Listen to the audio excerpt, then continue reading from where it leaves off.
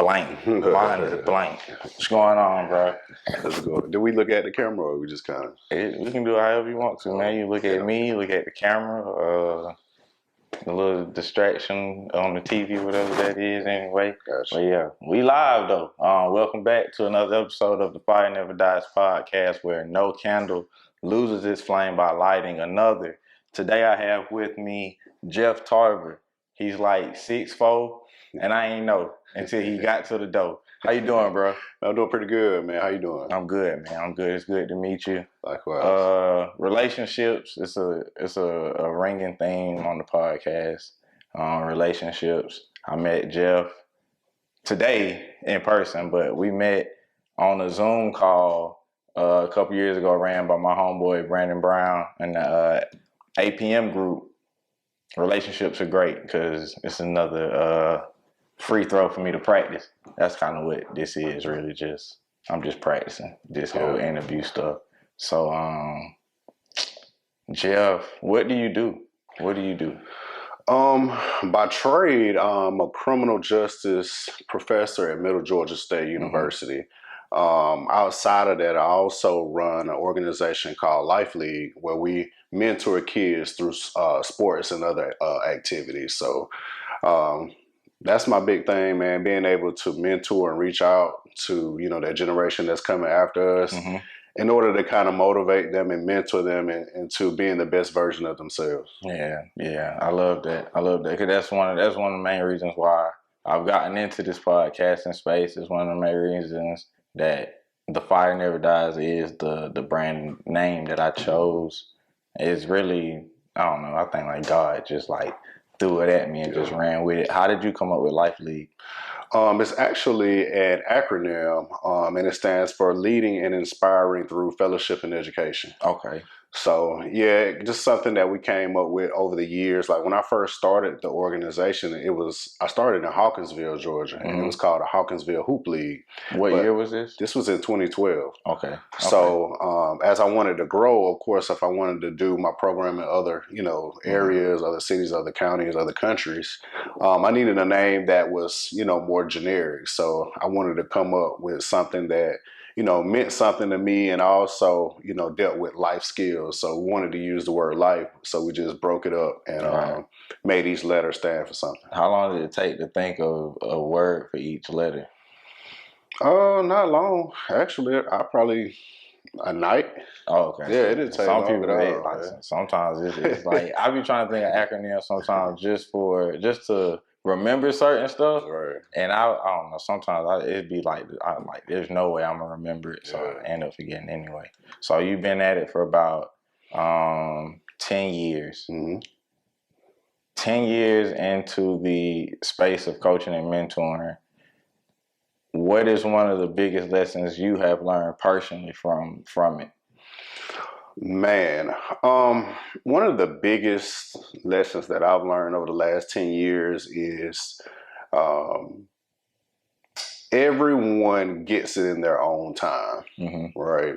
I think sometimes when we plant a seed, we want it to harvest right then and there.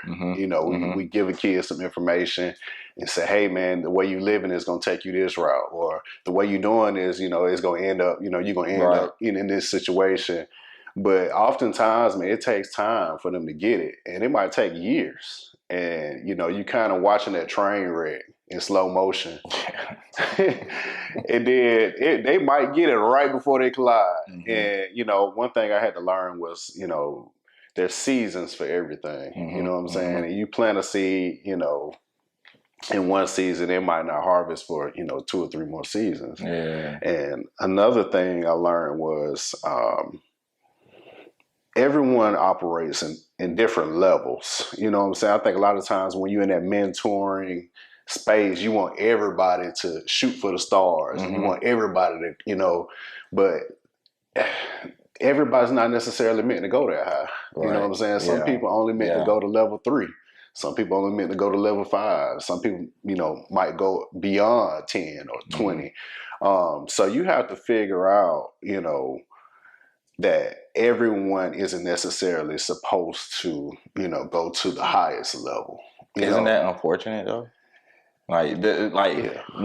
Personally for me, that's how I operate. I want everyone around me to go to the top. I know that's where I'm going. I want everybody. Come on, come off. Like that's me. Right. It breaks my heart. Like even like just when you were saying like sometimes people are level 3, and I'm thinking about the people I want to be a level 10. Right. And it's like I want to start crying for them, right? Like I'm one of those. Like, how does that make you feel? Like, It's frustrating, yeah, because in your mind you feel like they have the capacity to be at level 10, but in their mind they're content with being at a level 3. And I can't make you want to be a 10 if you want to be a 3. That's so true. You know what I'm saying? Like you like, hey man, come with me. You know what I'm saying? You can operate at a higher level.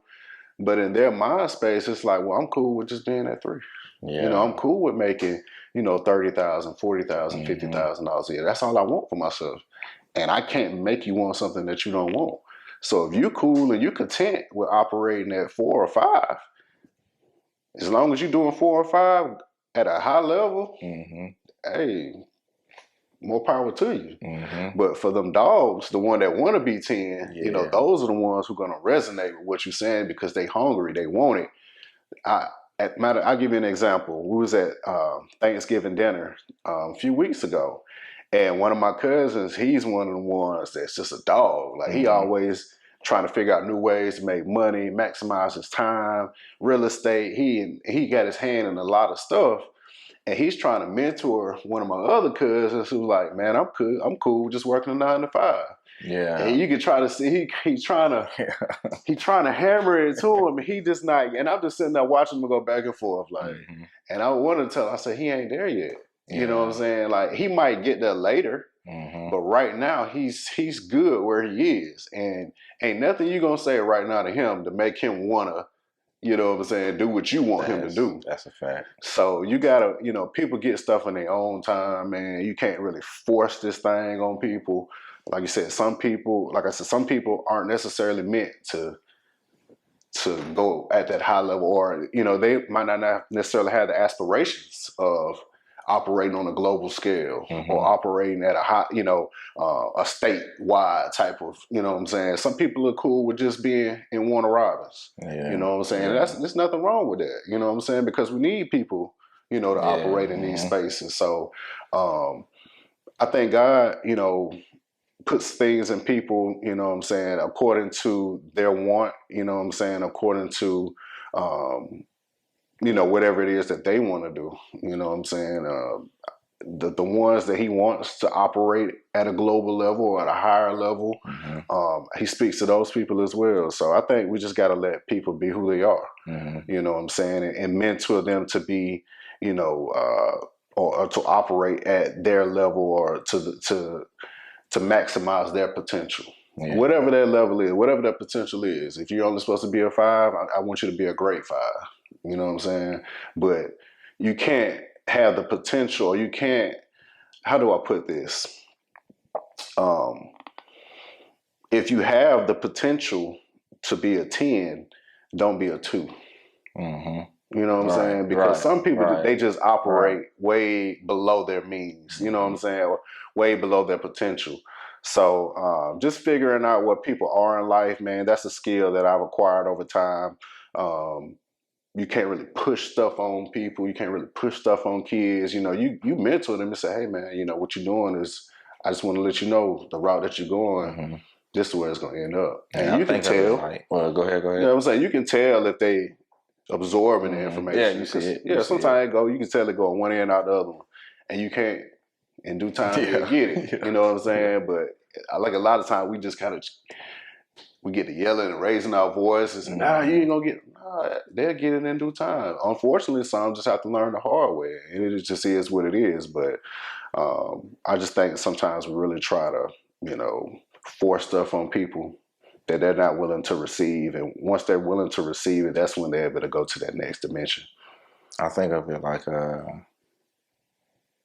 when you go bowling, the bumpers. I think that's kind of like what I've had almost my entire life. I think we all have it, like those bumpers. Like you might be going, you headed to the gutter. Oh, yeah. You going to the gutter, dog. But if the bumper is there and is I mean, it's a whole bunch that go into that. But as long as the bumper is there, you're gonna get back on track at some point. But wherever you go at that point is really on you. Man, you said a lot of good stuff. I do want to ask you this: have you ever been afraid of your own greatness? Absolutely. I think a lot of times, man, we're brought up and we're told to be humble.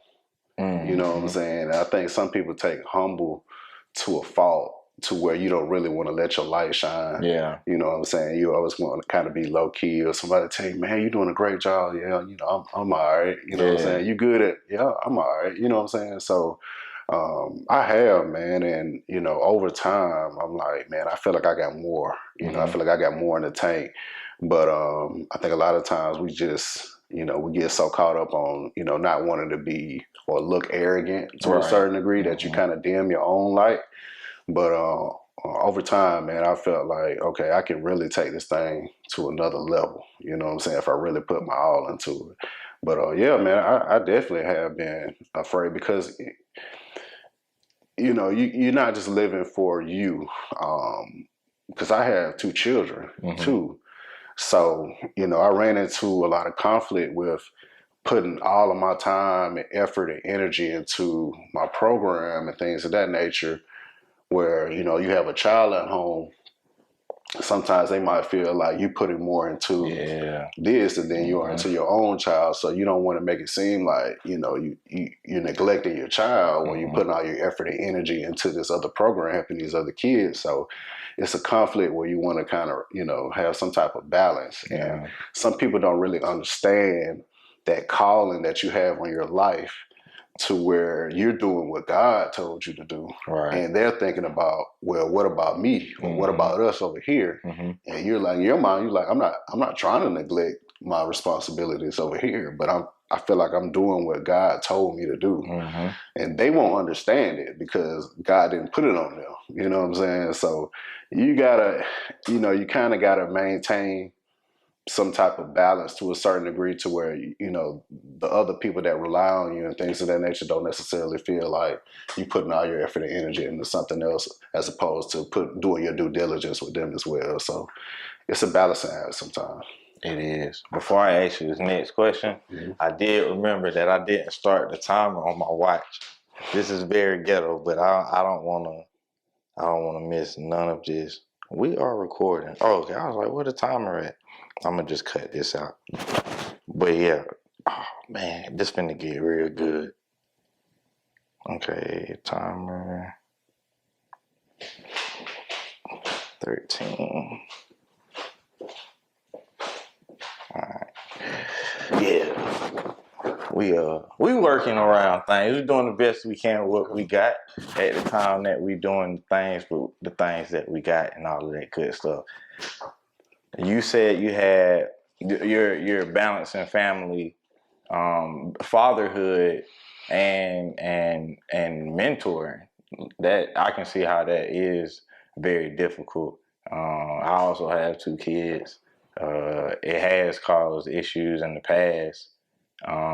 Even with me maybe coaching at the gym, or when I was DJing, because I was in the Army at the time, well, for a while. So I would work all week, maybe DJ a couple of nights during the week, the weekends DJing.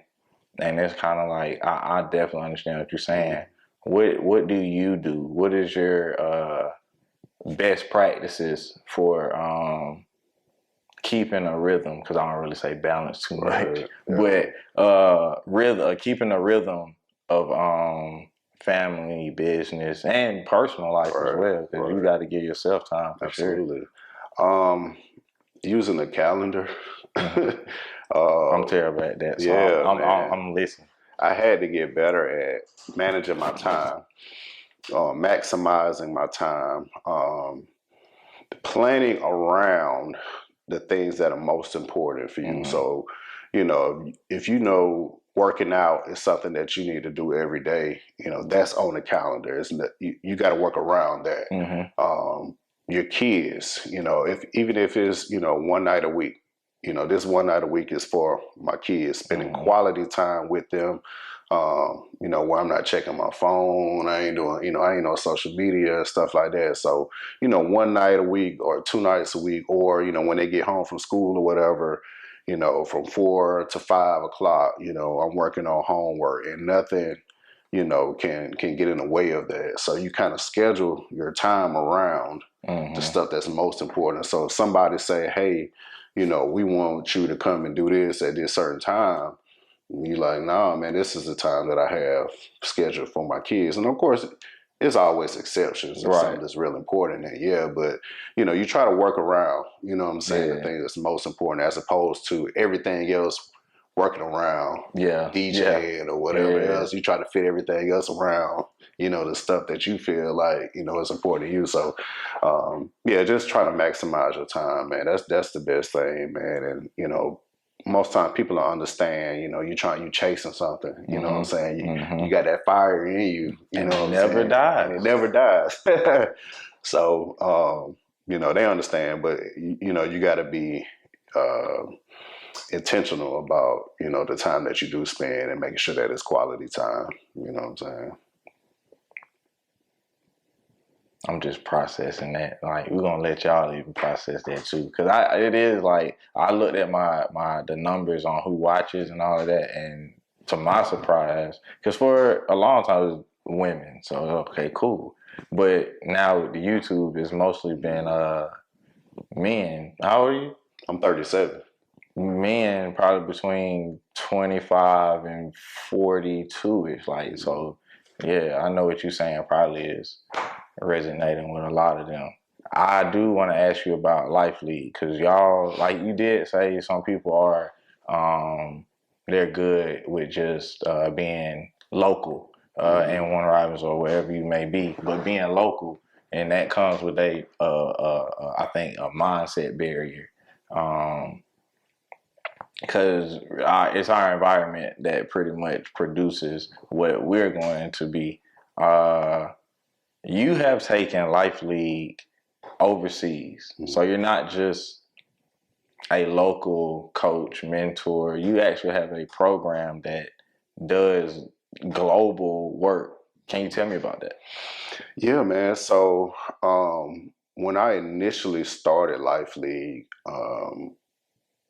well, I'll go back even further. Back when I was in high school, I was telling this story the other day when I was at Achieve Academy. Oh yeah, I saw that. Yeah, I saw that. I took pictures for KD when he went, and for Billy Sparks. Yeah, I took pictures for both of them. You had to hit me out. You could have had some good photos too. I didn't even know you took pictures. But what's crazy is the day that I hit you up. That's why I hit you up, because I saw that. Like we was just there. So yeah. So I was telling them that the pastor of the church that I was going to when I was in high school, he brought me in and hired me to be like a summer mentor counselor at a group home that the church owned. Okay. So that was like one of the most fulfilling summers that I had ever had, just working with kids one-on-one and things of that nature. Then they weren't much younger than me either. I'm in high school. They might have been, middle school, elementary school age, but it was very fulfilling to be able to work with kids, you know what I'm saying, and things like that. And I told my mom, I was like, I want to work with kids like all over the world. And she was like, okay, that's cool. And from there, I went and worked. I went to college and got my bachelor's degree in criminal justice. And I said I want to work with at-risk youth. So I worked for the Department of Juvenile Justice for 5 years. And then I went back and got my master's degree in public administration and justice administration. And that opened the door for me to start teaching. But at the same time, when I was at DJJ as a probation officer, I started the Hawkinsville Hoop League, because I was in Hawkinsville at the time as a probation officer. And from there, like we grew, we started with basketball, and then we got into percussion, interpretive arts, entrepreneurship, agriculture. So we started STEM. We started adding other activities along with the mentoring, aspect, life skill aspect of it. And as a matter of fact, Brandon Brown went to Brazil to play semi-pro football. I was in Korea at the time, so yeah. So I was talking to Brandon. I was like, man, I want to take my program pro seas. He was like, man, Brazil would be the perfect place. I can get you in contact with the people that you need to know. So that was actually the bridge between Brazil. Douglas. It was Douglas. Yeah, Douglas and the relationship. Yeah, it's a full circle thing. I like it. Douglas and Edie's down there, and man, that's so amazing. I was able to go down there in 2018, and of course, networking, meeting people. We did a camp down there where it was hundreds of kids there. I bet that was awesome. It was, man. It was a very fulfilling experience for me. And then, of course, we formed a team down there that was the L.I.F.E Brazil team. So they still, host like, back before COVID hit, we had a flag football program down there. Man, that's awesome. Now they still train kids in flag football and things like that. And it's a great way, and also basketball, a great way for kids in the community to just come to a local park and, exercise, and, the coaches be able to mentor the kids and stuff like that, because they don't have organized sports like we do here in the United States, with like a recreation department. They don't have that down there, especially outside of just their jiu-jitsu and whatever martial art, because I know that's usually a bigger thing. Soccer, football, down there. So to have other outlets for kids in different places is great. So we've been in Brazil since 2018. From there, networking and meeting other people, we've been able to do programs in Nigeria, Ghana, of course, Brazil, the United States, and Panama. I was in Panama in June. Another great experience, man. Another area that doesn't necessarily have organized sports to a certain degree. They do programs here and there, but it's not like here when a certain time of year they have basketball, football, baseball, soccer. It's part of our culture at this point. It is. It's really in our culture. And just trying to get, other places in the world to realize the importance of investing in youth, and how sports it teaches so much more than just points and scoring. You're talking about teamwork, leadership, understanding your role on the team, in the moment, dealing with adversity. So.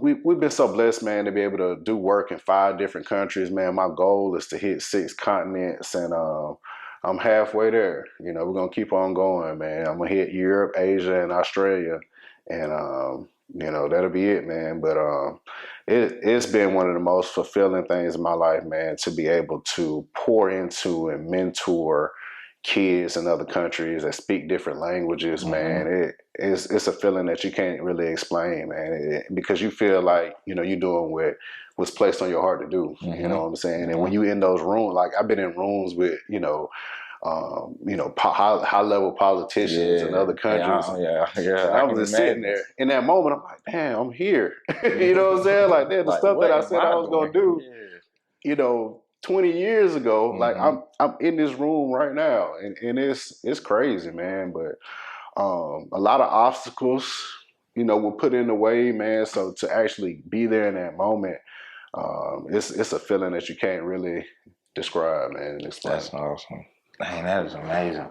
So let me check this time. We're coming up right up on 2 minutes. Dang, that was so awesome. Listen, let people know where they can find you at. We'll get there early. I'll save all the stuff I gotta say for afterwards. But I really appreciate you. Yes, sir. The platform is usually for me to light someone else's candle, but you have definitely lit me on. Like you got me thinking about some stuff, and we gonna have some conversations. But let the viewers know where they can find you, the listeners as well, where they can find you online, social media, all of that. Yeah, man, we're on all platforms at the L.I.F League. So THELIFE LEAGUE. So that's Instagram, Twitter, Facebook, the L.I.F League, at the L.I.F League.